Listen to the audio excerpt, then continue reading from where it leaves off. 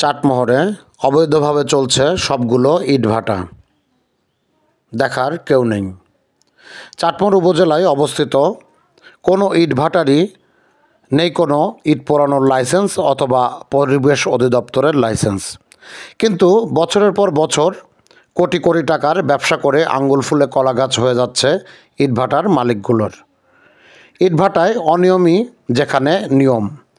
এছাড়া ফসলি জমি ও নদীর মাটি কেটে ইট তৈরিতে ব্যবহার, ফসলি জমি ও নদীর পাড়ে পরিবেশ নষ্ট করে ইটভাটা তৈরি, ইচ্ছামতো কয়লার ব্যবহার না করে গাছপালা কেটে তার কাঠ ব্যবহার করা হচ্ছে ইট তৈরিতে।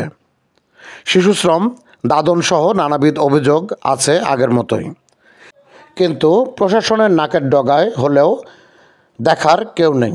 উপরন্তু ইটভাটার মালিকগণ দাবি করেন, জেলা উপজেলা প্রশাসনিক কর্মকর্তা, রাজনৈতিক দলের নেতা, সাংবাদিকসহ বিভিন্ন মহলকে ম্যানেজ করেই তারা এই কাজ করে আসছে। ফলে কোনো ইটভাটার বৈধ কাগজপত্র না থাকলেও দীর্ঘদিন ধরে অবৈধভাবে চলে আসছে ইট উৎপাদনের কাজ। সরজমিনে চাটমোহর উপজেলার ধরমগাছা, বওশাঘাট, হরিপুর ইউনিয়নের ধুলাউড়ি, গুনাইগাছা ও মূলগ্রাম ইউনিয়নের মহেশপুর এলাকা ঘুরে দেখা যায় সবগুলো ইটভাটাতেই দেদারসে চলছে ইট তৈরির কাজ। ইটভাটার ম্যানেজারগুলো সাথে কথা বলে জানা যায় 22 সালের পরে কোনো ইটভাটাই আর পরিবেশ অধিদপ্তরের লাইসেন্স গ্রহণ করতে পারেনি। এমনকি ডিসির বরাবর একটি লিখিত আবেদন করলেও এখন পর্যন্ত তারা কোনো অনুমোদন পায়নি ইট পোড়ানোর। কিন্তু তারপরেও কোনো প্রকার পরিবেশ ছাড়পত্র বা লাইসেন্স ব্যতীতই চলছে এ সকল ইট তৈরি ও পোড়ানোর কাজ।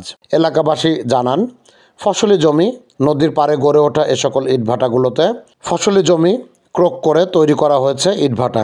দু একটি ভাটায় পাথর কয়লা ব্যবহার করা হলেও অধিকাংশ ভাটাতেই পোড়ানো হয় কাঠ।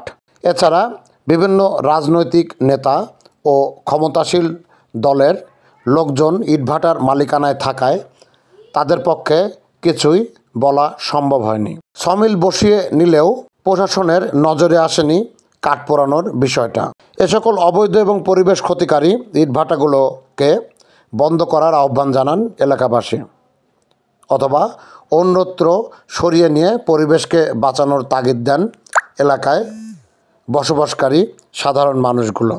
তারা জানান, ধানসহ বিভিন্ন ফসলের ব্যাপক ক্ষতি হচ্ছে, গাছপালার ফলও নষ্ট হয়ে যাচ্ছে ইটভাটার কারণে। এ ব্যাপারে চাটমোহর উপজেলার নির্বাহী কর্মকর্তা মোহাম্মদ মুসা নাসের চৌধুরী জানান, পাবনা জেলার পরিবেশ অধিদপ্তরের সাথে কথা বলে এ সকল ইটভাটার বিরুদ্ধে ব্যবস্থা গ্রহণ করবেন তিনি।